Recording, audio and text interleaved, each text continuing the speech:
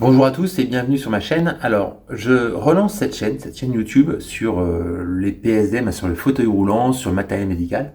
Alors, je me présente, je m'appelle David Tino, je suis spécialiste dans le matériel médical depuis plus de 20 ans maintenant. J'ai une société de matériel médical, donc ce qu'on appelle une PSDM, professionnel des dispositifs médicaux, professionnel de santé dans les dispositifs médicaux. Et il y a un an, j'avais déjà fait des vidéos sur la réforme des fauteuils roulants. Parce que ça fait de nombreuses années qu'on pense à marquer une réforme qui est en cours. Cette réforme est sortie le 7 février 2025. Donc on va les regarder dans plusieurs vidéos. D'ailleurs, je vous conseille de vous abonner pour ça, parce que je vais en faire plusieurs. Je ne peux pas tout faire en une seule fois. Il y a 63 pages de nomenclature, ce qui n'est pas donné. Il faut tout ingurgiter et ressortir les informations importantes. Mais on va déjà regarder le dossier de presse dans la première vidéo, et au fur et à mesure de mes vidéos qui vont arriver, je vais vous expliquer la nomenclature comme je la lis moi. Et puis je vous reviendrai aussi sur des tarifs, parce que j'ai eu aussi, il y a un an de ça, des tarifs qui nous étaient proposés. Donc on va aller regarder ça dans la suite des vidéos. Allez, on se retrouve tout de suite après le petit générique.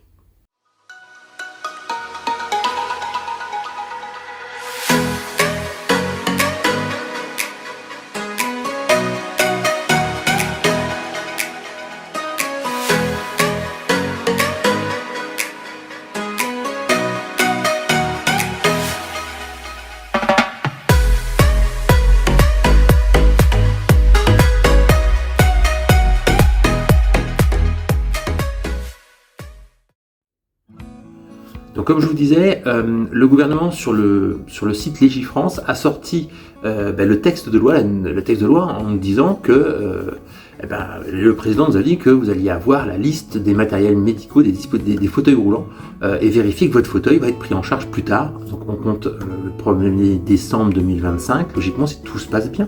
Alors il l'a dit, donc logiquement tout va bien se passer, on va tous passer dans la nouvelle nomenclature au 1er décembre, mais vous allez voir que c'est pas aussi simple que ça en a l'air. On va donc il vous avait annoncé d'avoir une liste de matériel, donc on s'attendait à avoir des fauteuils que l'on connaît, avec est-ce qu'ils sont pris en charge, pas pris en charge, dans quelle nomenclature, etc.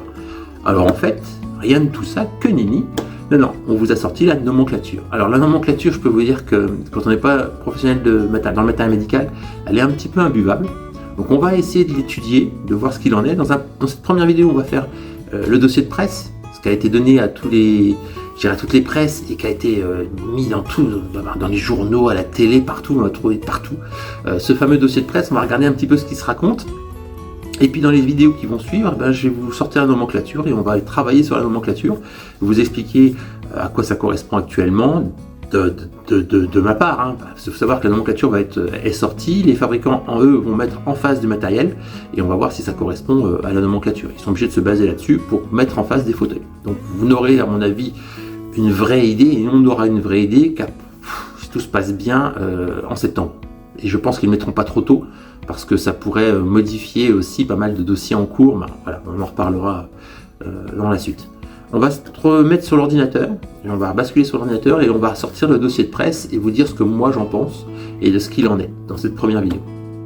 Donc nous y voici pour l'étude de ce dossier de presse sur la réforme des fauteuils avec une prise en charge intégrale. Alors, on va passer assez rapidement sur les éditoriaux, mais on va en parler un petit peu. Donc il nous parle un peu de la prise en charge intégrale, donc allons-y. Notre cher Premier ministre, Monsieur François Bayrou, donc serait l'instigateur de cette nouvelle réforme qui serait passée donc à l'Assemblée nationale et au Sénat et retournée à l'Assemblée avec acceptation du budget. Donc cela veut dire que ça doit rentrer en application. Donc j'adore tous leurs petits mots, donc l'assurance maladie, c'est tous pour un, donc ça veut dire qu'on cotise tous pour une personne, c'est ce qui est très très beau, et ça va nous permettre de lutter contre les difficultés de la vie. Cette réforme est censée simplifier la procédure et accélérer les délais pour cette prise en charge de fauteuils roulants. Alors, donc, on va voir, ça c'est ce que nous dit notre cher Premier ministre, et on est très très sûr de lui, et que ça va bien se passer, tout ira bien. Madame Vautrin a le même discours, vous pourrez lire, bon moi c'est vraiment comment vous dire, j'en souffle parce que ça me navre quand je sais la suite qui va arriver. La ministre déléguée chargée aux personnes à l'autonomie et du handicap parle aussi d'une mise sous responsabilité donc, des fabricants avec une fiabilité, une durabilité du matériel, une revalorisation des forfaits de réparation, ça on va en parler dans les vidéos futures, et une remise en bon état d'usage des matériels éventuellement d'occasion. Vous allez voir, c'est pareil, c'est assez exceptionnel. Les tarifs sont magnifiques, mais ça on en parlera dans d'autres vidéos. J'en profite, abonnez-vous pour ça. Vous verrez, ça va avancer assez rapidement. J'espère avoir le temps de vous en faire régulièrement, une ou deux par semaine, voire 3 par semaine, pour accélérer le dossier et que ce dossier soit éclusé et que j'ai les choses qui arrivent au fur et à mesure. J'ai été surpris, moi, de voir que y avait une petite parole aussi aux acteurs. Donc, la présidente de l'APF, qui se dit très heureuse, qui se dit heureuse, mais attention, elle met toujours un haut là, qui vont surveiller que tout se passera bien dans l'exécution de ce texte de loi. Et vous allez voir que nous, les distributeurs, on est mis à contribution, mais alors pas financièrement. Hein. On va falloir qu'on sorte de notre argent pour aider les patients. Donc on va voir ça au fur et à mesure. Je pense que ça nécessite encore de beaucoup de travail au niveau financier. Ensuite, nous avons aussi Laurence Thienot-Herman qui a aussi met son petit mot en disant que c'était très bien. Mais elle rappelle aussi qu'en 2005, il y a eu l'inscription de la loi au droit à compensation et que malheureusement, ça a créé ces délais au niveau des MDPH, etc. Et c'est une catastrophe. Depuis 2005, on a des délais, nous, dans notre région, dans la Marne, de plus d'1 an avant d'avoir une réponse. Pareil pour le président des paralysés cérébrales de France, Jackie Vagnoni, qui explique que c'est une avancée, mais qu'il faut voir si toutes les promesses vont être tenues. Donc, quelles sont ces promesses ? Une prise en charge intégrale pour répondre à tous les besoins. Alors en fait ils expliquent, alors moi j'ai tout édité pour pouvoir garder des traces, parce que j'aime bien avoir des traces de tout ça. Donc il va y avoir une prise en charge intégrale du fauteuil et différentes adjonctions. Ce qu'on ne dit pas, alors on dit qu'on va prendre la totalité des fauteuils, alors ça c'est partiellement faux. Une liste va sortir, donc pour le moment nous ne l'avons pas. Le président a dit que la liste allait sortir et moi je suis allé voir et en fait ce n'est pas la liste qui est sortie, c'est la nomenclature. On en parlera dans la prochaine vidéo. Dans les 2 ou 3 prochaines vidéos, parce qu'il y a pas mal de travail, il y a 63 pages à lire, donc il y a pas mal de boulot. Mais moi je m'y mets à fond, donc prochaine vidéo on parle de la nomenclature. Un guichet unique, ça c'est une avancée en effet. Alors on nous parle d'accélérer le système et d'avoir un guichet unique. Il n'y aura que l'assurance maladie pour nous donner son avis, mais vous allez voir que si on suit la procédure de la nomenclature, les soi-disant 2 mois de réponse, en effet ils existent. La Sécu se donne 2 mois pour donner son avis et accepter ou pas, alors qu'actuellement c'est 15 jours. Mais ils oublient toute la procédure avant la demande finale. Voilà, donc on va en parler pareil dans les prochaines vidéos. Donc bien sûr répondre à un besoin et à favoriser l'accès à l'innovation. Alors ça me fait beaucoup vous sourire parce que ça fait de nombreuses années qu'on se bat, nous, pour que les commandes spéciales soient prises en charge particulièrement et qu'on puisse établir des devis spécifiques, etc. Alors on nous dit oui c'est possible, sauf que c'est jamais pris en charge. Je donne un exemple tout simple et vous allez voir que dans la réforme il y a des parties qui sont assez particulières sur les commandes spéciales par exemple. Tout ce qui est en prolongement de la main, micro joystick ou quoi que ce soit, n'est pas considéré comme une commande spéciale. C'est une commande normale dès lors que c'est le prolongement de la main. Par contre tout ce qui est bouche, etc., si le micro joystick arrive à la bouche, qui est la même pièce, même matériel mais installé différemment, lui il est pris en charge. Par contre si ce micro joystick on va l'installer au bout de la main, au bout de la commande et il y a la main, c'est considéré comme un joystick standard. Voilà, un peu les inepties de ces textes de loi. Bon bref, on en reparlera de manière plus approfondie. Donc il nous explique quoi ? Que jusqu'ici il y avait un reste à charge élevé. Alors je vais mettre un gros bémol à ça. Un reste à charge élevé sur des gros fauteuils. Souvent avec les mutuelles on arrivait à avoir des restes à charge à 0 ou pas grand chose. Donc voilà, donc ils estiment maintenant que le prise en charge serait intégrale pour tous les fauteuils. Sauf que ça doit intégrer dans un prix limite de vente, ça on en reparlera aussi. J'ai une ébauche de fin 2023 des tarifs qui nous étaient proposés, donc on aura un prix limite de vente. Donc ça veut dire que si le fauteuil ne rentre pas dans ce prix limite de vente, il ne sera pas pris en charge du tout. Et pareil, on va en reparler. Un délai interminable, donc ça, oui, en effet, quand les fauteuils étaient nécessités de passer en prise en charge MDPH, il y avait un délai interminable, je confirme. Par contre, si on faisait sécu mutuelle, ça pouvait aller assez vite. Donc ils estiment que c'est un délai réduit de quelques jours ou semaines, alors ils annoncent 2 mois. 2 mois pour la réponse de sécu, je rappelle, réponse de sécu à 2 mois. Pas, voilà, on fait pas comme actuellement. Moi, je fais des ententes préalables. La sécu a 15 jours pour donner son avis. Là, la sécu aura 2 mois. Donc, soi-disant qu'on gagne du temps. Multiples financeurs, en effet, avant il y a des multiples financeurs, en effet il y avait les MDPH, les fonds de compensation, etc. Maintenant il y aura un seul financeur, ce sera la Sécu. Alors quid des mutuelles, hein, vous payez tous une mutuelle, bah, elle servira plus à rien visiblement, hein, et la MDPH non plus, donc je pense qu'on va gagner de l'argent au niveau de la prise en charge des gens de la MDPH, ils n'ont plus aucun intérêt d'exister ces gens-là. Alors, je suis méchant dans ce que je dis ça, mais c'est un peu la réalité, c'est-à-dire que bah, vos mutuelles, bah, malheureusement vous allez payer une cotisation, mais la mutuelle n'interviendra visiblement plus. Donc il n'y a plus de recherche de financement. Bien entendu, il va y avoir, et ça c'était le gros truc du Paris 2024, la prise en charge intégrale des fauteuils de sport.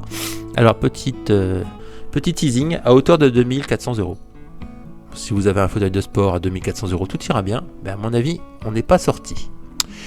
Et donc une nomenclature obsolète, et là je suis tout à fait d'accord, et je suis le premier à le dire, moi ça fait 30 ans que je fais de la santé, et depuis 30 ans la LPPR n'a pas beaucoup évolué, sauf à la baisse au niveau des locations, mais pour le reste, le texte en lui-même, la nomenclature n'avait pas évolué, donc ça nécessitait vraiment une grosse refonte de celle-là. D'ailleurs, nous en tant que prestataires, nous étions pour. Après les chiffres en face, on est plutôt contre, mais bon, nous allons voir au fur et à mesure des choses. Donc cette petite partie 2, meilleure qualité et durabilité pour respect de l'environnement. Donc dans cette partie 2, là on nous explique que ils vont suivre le fait que les fauteuils soient de meilleure qualité et garantir une sécurité pour tous, parce qu'ils se doutent bien que comme ils ont envisagé de baisser les prix, que les fabricants vont certainement pas leur mettre des Formule 1. Donc ça, j'attends de voir le résultat. Et il commence à nous parler dans un petit paragraphe ici de la RBEU, la remise en bon état d'usage. Donc ça veut dire quoi? Ça veut dire qu'on va être en charge en tant que prestataire de récupérer le matériel chez les particuliers et de le remettre en bon état d'usage si cela est possible et si le fauteuil a une certaine durée de vie. Voilà. Donc ça sera à établir, et si le reconditionnement peut se faire de manière raisonnable en termes de tarifs.